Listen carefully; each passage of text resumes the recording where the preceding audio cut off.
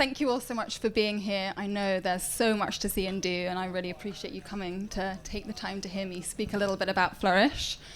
I'm going to start by telling you a little bit about how I got into farming and what we're doing at Flourish, and then if anybody's got any questions, I'd be really happy to answer them.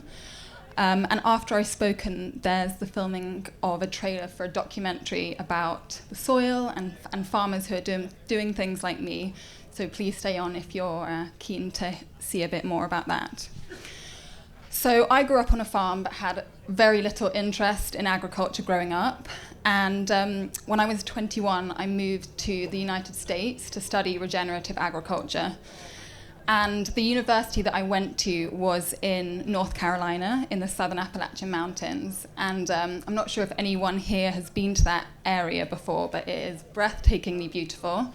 And it has a really thriving rural economy there. So whilst I was studying, I worked on lots of different farms in the area, trying to learn as much as I could. And then when I graduated, I hopped around the country and took some time to learn about different climates and different ways that farmers were working within their regions to try and absorb as much as I could. They're just pretty pictures, they don't really go with what I'm saying. But the reason I came back to England was because I was given this pair of beautiful boys. This is Bill and Ben, and at the time in the States, I'd been working in Massachusetts on a 150-acre farm that was run entirely with working horses. We did everything from logging in the winter and snow rolling, and then in the summer we made hay, grew produce, did small-scale grain, and it was really my passion was the integration of working horses in a farming operation. So being given these two boys was an amazing opportunity, and I knew I just had to jump at it and start my own farm. So in the early days, we did everything with the boys, and with the help of a lovely group of volunteers on 4 acres, we started growing vegetables. And I didn't have a market, so I started with sample boxes of the things that we grew and cold called around the kitchens of restaurants that I'd read about in newspapers in London, usually at the most inappropriate times of lunch service when they definitely didn't want to talk to me at all. But over the next few years, the farm has grown, and we've really developed and grown in different ways. We're now farming 50 acres, and we do vegetables, herbs, salads, small-scale heritage grains. We've got sheep on the farm, and we're doing fruit and flowers as well. And all of our crops are sold direct to the chefs that we work with in London and in Cambridge, to farm shops, and also to lovely people and home cooks who buy our vegetable boxes from an online shop that we run. I'm just going to check. And there are several things that I've really taken from my time in America that sort of set a foundation for what we're doing at Flourish. And I guess the first thing I want to talk about is quality. Obviously, farming organically with nature is very, very hard. But we've really found that there's a huge advantage to growing things that are very, very good quality and marketing them in that way. Things that inspire and delight people are obviously very, very attractive. And we're all familiar with that limp, a bunch of beetroots on the back of the organic shelf in a farm shop or in the supermarkets that look pretty rank and unattractive. And in the modern age where, social media plays such a huge part in our lives, things that are beautiful and attractive that sort of give the idea of health and vitality have a lot of power. And we've found, farming at Flourish, that when we sell things and grow things that are super beautiful, we can get a much fairer price for those items. And I think that's a very important thing because when we're competing with the very, very huge scale farmers and other places in the world that can grow things that we can't, we need to try and grow the best and then have a fairer place in the market for that. So an example I have up here is these are coconut squash.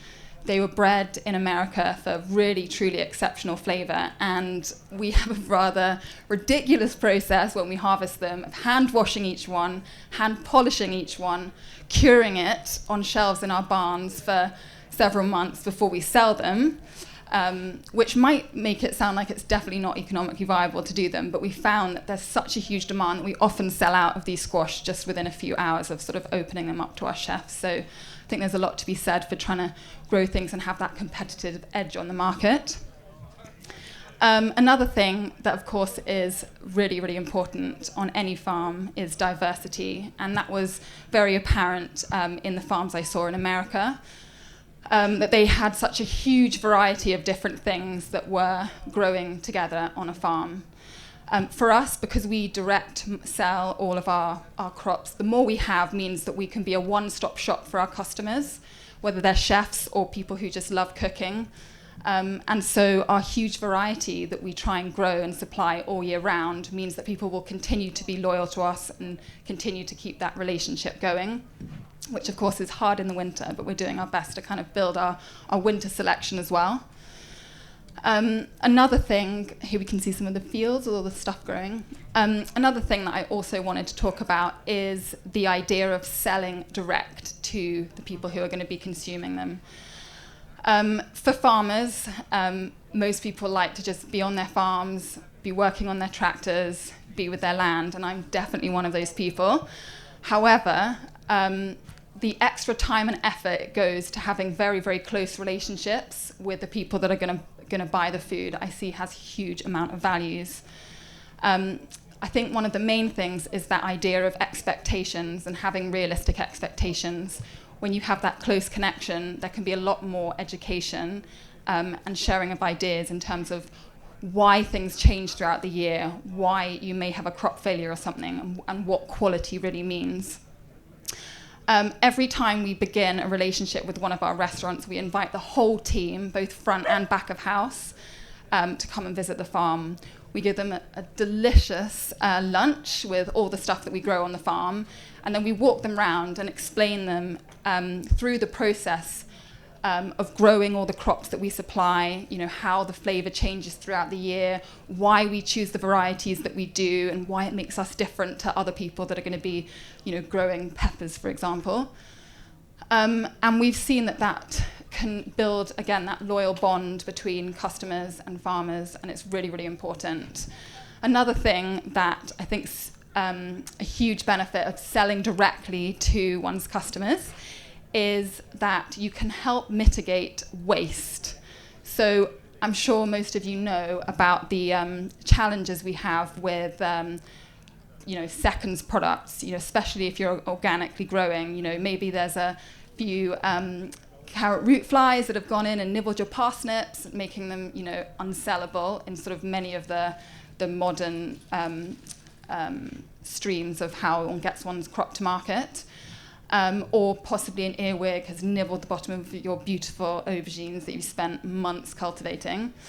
But we found that because we can talk to our chefs or the people that we're supplying and really explain how some of those things are quite meaningless and the flavor's still the same, we're still able to market those seconds products and still get a fair price for them as seconds, meaning that we can really, really reduce the waste that we have on the farm. Whether they're using them for pickling or ferments, rather than having to just compost them or turn them into the soil, which I don't really see as waste anyway because it's all organic matter going back in. But I guess if you're trying to run a business, every carrot counts. And the other thing, obviously, is that this is a very new, young business. We've been going for 5 years and we're making so many mistakes as we go. But we're lucky that we have such a loyal customer base and a revenue stream, obviously with the exception of COVID, where everyone closed.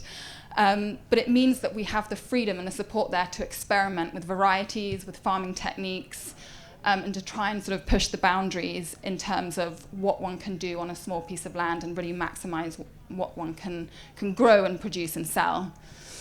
So how do we grow what we grow? It's a very difficult thing to answer because a lot of it's just the magic of nature. But there are several really important things that we focus on, and the very core of our operation is soil health and biodiversity. And every single thing we do, every decision that we make is really based around those things. We use, obviously, we grow a huge diversity of different things in terms of our crops, but we also grow herbal leys, we grow lots and lots of green manures, and over 60% of our farm at a time is in crops that are to feed the soil rather than cash crops that we're going to be harvesting. We apply compost that we make ourselves, predominantly in the polytunnels, but also in the fields. And this is something we're really keen to learn more about and improve and work on over the next few years. We grow, obviously, a huge variety of different crops that we try and rotate through our field, so there's constant rotation, and because of the diversity of crops that we grow, it means that, you know, we should hopefully not have the same thing in the same piece of land for decades and decades. We grow over 800 varieties, which is absolutely crazy for the spreadsheet that we need to run the farm. I can barely keep it all together, but so far we're managing.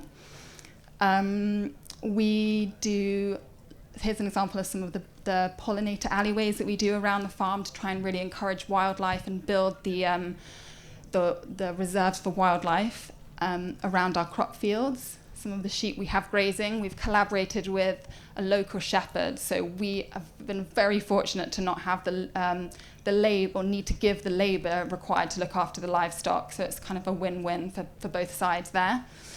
And then our agroforestry, so this winter just past, we installed 18 acres of alleyways through some of our farm. We're really excited about including perennials in our system, not only because it adds diversity, gives us another crop offering, but also because we're really looking forward to seeing, as the trees grow, the use of the different microclimates that trees offer in a farming system. So this year, obviously, we've had a very challenging spring with a lot of drought, followed by way too much rain and cold weather for a lot of our annual vegetables. But we see that including trees means obviously we can help with the soil moisture levels and the fluctuations that will happen, and also that hopefully the shade of the trees will provide a little microclimate pockets that can protect some of the summer crops that really struggle in the heat and the sun in the hotter times of year. And I think that covers most of the things that I wanted to talk about. Does anybody have any questions? No? I don't know who to start with. Yes, hello? Hello. Are you saving your own seeds as well? So as of this year, we've started saving seeds. Seed saving is a remarkably complex process, and because we are a commercial farm and we rely on selling our produce for income to keep everything going, we've been quite limited in what we can actually save seed on, but we're beginning to do that. And maybe you're familiar with this year, we had a really, really tough time getting the varieties that we needed due to many reasons. So it's something that we're looking forward to in the future and hope to experiment more with. But it's always that fine balance of keeping the farm running as well as these side projects. Yeah. Hello, yeah. Hi there. We're just going into vegetable growing really very early days. Are there any crops that you might suggest that are very simple, easy? Oh, yeah. Oh my gosh, careful, because I'm obsessed with vegetables. But one thing that I'd say, depending on what your market is, that's an absolute winner is a crop called celtuce. It's very rare, many people haven't heard of it. It's a Chinese stem lettuce, and it's similar in use to cucumbers, but actually it's a lettuce, so it's really easy to grow, and grows fantastically well in our climate. It's amazingly delicious, and it's a niche crop that a lot of people, once they've got over the idea of trying it, they will absolutely adore. You can cook it, you can eat it raw, it's amazing. Yeah. Anyone else? Hello? Yeah. How many people work? I've got 10 employees. Some of them are part-time. it's been a massive struggle getting help. We, in the early days, relied a lot on volunteers. We've been so grateful to have them. Now we're, mainly employee-based, but again, it's been a really hard, not only finding people that are willing to work on a farm, which I'm sure, as you know, is very hard work, but also to find people who are actually trained and skilled. So usually we get people either from hospitality or who are new into farming and train them up. I was going to ask, if you're growing 800, I think that requires a lot of expertise to be able to reliably deliver that. We definitely have crop losses, and that covers everything from the fruits, the flowers, the produce, the grains. It's a very, diverse operation that we have. And, I marvel at the growers of the sort of strawberries and raspberries for supermarkets, who can just do everything so well. They understand the nutrient needs of their crops so precisely. We definitely have more of a holistic view in terms of doing our best with everything that we can. Are you growing things based on demand from your customers, or are you pushing them towards trying to incorporate new things into their menus? We grow what we want and then we sell it. And we've been, as I said, our customer base is incredible. They buy whatever we grow. I don't understand why, but they love it. So we've been really lucky that we can pretty much sell whatever. And I think, again, they can find things that we grow that they can't find elsewhere. And because chefs are so creative, that's the kind of thing they want. We definitely found during COVID it was harder because the home cook might not be as familiar with things like celtuce or the stuff that we grow. And so we did have to adapt there a little bit. But in terms of our restaurants, it's, I just go through the seed catalogues and go crazy with everything that I love. And people are very nice and buy it. Yes, hello. Hello. What trees have you planted? So for this year, we've done plums and apples that we're growing espalier along the wires. We've got quince, and then we've got lots of different soft fruits, so things like currants and June berries, gooseberries. We're just trying a lot of different things, and hopefully some of them will work out. Hello. Hi. We've started a little bit of horticulture this year on the farm, and something that I'm finding quite difficult is pricing. So Yeah. where to pitch in on pricing. Obviously, Yeah. how do you do that, or how have you set your... It's such a hard thing, and I still struggle with it now. So in the early days, I studied agriculture, and I remember being taught how you do enterprise budgets for your crops, So you calculate everything that goes into them, the labor, the nutrient needs throughout the whole process. I found that very, very hard to do, even though we try. So I think we usually look at what other people are charging and kind of think if something's fair. So, for example, things like peas and beans, they're very labor intensive. We'll price them a lot higher. Things like kales and chards and lettuces, they require a lot less work. And so, it's kind of comparing. We look at Waitrose, we look at the other people that supply, chefs, and kind of try and find a middle ground that seems fair. And then if something is making us no money, we put the price up, and if that doesn't work with our customers, then we drop it as a crop. Yes? Hello? Hi, Peterson, Organic Growers Alliance. We've had a lot of growers this year. I might have missed something at the beginning of your talk, sorry, I was watching the compost. We've had a lot of growers, and we had Ashley Wheeler from Trill talk at a webinar recently about how he switched suddenly to mid-season because of what happened with COVID. How did you cope with the restaurants closing, or did I just miss that bit? No, I didn't actually talk about that. It was awful. Yeah. So we had our biggest day of sales ever, the day that the restaurants closed, and the van went to London, and it was like the best day ever, and all that produce came back and was wasted. So it was really hard. I had an amazing team, and we just knew that we had to switch to doing something else, and produce boxes seemed like an option.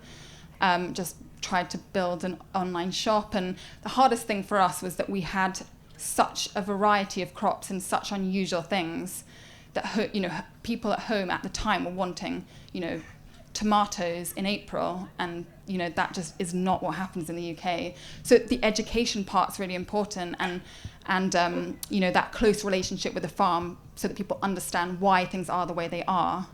And that, it's just a gradual change, and it was definitely a struggle for us as well. And can I quickly ask, are you going back to the chefs, or are you going to continue supplying some of the produce that you've been supplying to other companies? Yeah, so we're definitely back with the chefs, but we're continuing with the produce boxes. The chefs are amazing and important for us, yeah. Ivan? Calixta, you were at a farming conference with some really zealous no-tillers. And I see that you're doing tillage, and I just wondered what observations you've made using your herbal lays, your composts, when you still have to till to grow what you're growing, and what your feelings are on that. I'm so glad you asked that. So we have found that for our operation, we do need to till, because for some of the crops that we grow, like carrots, root crops, salads, we need that really fine seed bed in order to allow our crops to germinate and for us to have a delicious product at the end. Obviously, in the beginning, we used Bill and Ben, and our machinery was from the Amish, imported it in a shipping container. So it was the most gentle, benign, horse-powered equipment. Now we are tractor operated, and our primary tillage tool is something called a spader. We bought it in from Italy, and it's basically like 8 shovels that go up and down very, very slowly across our beds. And we use that to incorporate our green manures and our crops, and also to help provide a nice seed bed. And, it's difficult to know what's the right option. And I still feel like we're very, very young on our farm, and I'm learning, and I probably am doing many things wrong.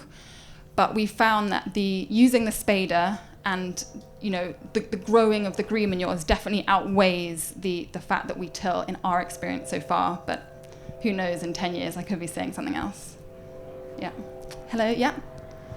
You mentioned you have 800 varieties. Yeah. In the side note, you said, well, the things that are not profitable are taken out. How do you keep record of all? Not very well. Spend more time, and how do you understand what is profitable? So one of the things is just observation. I had an amazing mentor in the States who used to make me every week just sit in one spot for an hour, and just looking and observing. And the idea of doing regular field walks and looking at things and taking observations is really important. We also look at the data of what sold well, what comments we've had from our customers about what they have and haven't liked. Things that have had a good shelf life, things that were particularly hit by pests. And so we just, try and bring all of that together every October and November when we're doing our plan for the year ahead. But it's really hard. And I'm lucky I have a lovely lady who helps me in the office who is fantastic at spreadsheets and helping me keep organized, because that's definitely not my forte. Anyone else? No. Yes? Is horsepower something you want to return to eventually, or have you moved away? No, I mean, I adore working with horses. It's, I love driving tractors too, but there's no comparison in my mind. I think that with Bill and Ben retiring, they retired because we had an accident. So that choice was kind of taken out of my hands. We had to move to tractors in order to keep the farm and the business going. In the future, I would love to have horses on the farm again. We would do a dual purpose, dual usage, where we'd have tractors for some things, horses for other things. But I think that at the moment, the cost of horses, you're actually buying them and making sure that they're well trained enough and looking after them, the labor involved in that, is just not economically viable for our business at the moment. But hopefully in the future, when things are a little more settled, I'd love to do that again. Yeah. Hello. Quick question about the seeds. Yeah. How do you get them? We buy them from lots of amazing seed companies. We have trialed lots of things. The UK has got an amazing variety of seeds, and then also from abroad, which now is very hard to do, obviously, because of the new rules. We stocked up a little bit, and that's what a good question about saving seed for the future. We're going to try and hopefully breed more of our own and keep things going, but it's a worry because obviously that's been a niche for us, and it's now a lot harder to do. Yeah. Yeah. Do you have a system or an app for managing your restaurant relationships with product lists, pack lists? Never ending. My phone's literally buzzing as we speak from them. WhatsApp. We do, or every restaurant customer has a WhatsApp group, so they can literally get me anytime they want and can send photos and stuff from the fields. We, over time, have really experimented with all the different ways of ordering. We have, no phone calls anymore, because I'd be getting phone calls at 1 a.m. in the morning for orders for the next day. Emails, again, get lost. So WhatsApp's our only stream now of communication, unless they're actually coming to the farm. And then, we hope to have an app one day in the future that will help with that, help with ordering. But right now, I walk through the fields twice a week, writing lists of everything that's ready and fresh. That's what we send out with photographs, and then people order from that, and then it's harvested to order for delivery the next day. So super short supply chain there. And then someone's putting that into your books for invoicing? Yeah. My amazing office lady, Alice. Yeah. Is that it? Everyone? Yes, hello? Yes! Please come and talk to me after. Well, unless there's anything else, thank you so much for listening.